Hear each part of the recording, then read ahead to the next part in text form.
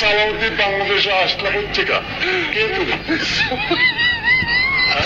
নিজের বাপের জন্ম না হলে তোমার জন্ম হয়?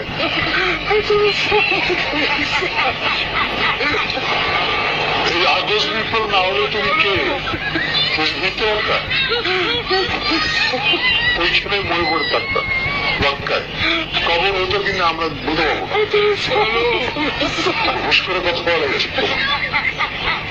আইনি ভিত্তি নেই, রাজনীতি ভিত্তি নেই, রাজনীতি বুঝা গেছে ঠেলে কোথায় রয়্যাল রিজার্ভ হিসেবে বাংলাদেশ ঢুকে ইন্ডিয়ার হয়ে গেল বিশাল একটা বিশেষজ্ঞ। হ্যাঁ জানো না, বুঝে না, সারা জীবন তুমি ছিল আসলে এই সালামের একটা কর্মচারী। বাংলাদেশে এসে এখন তুমি করতেছ জুলাই সনদের কোন আইনি ভিত্তি নেই, রাজনৈতিক ভিত্তি নেই।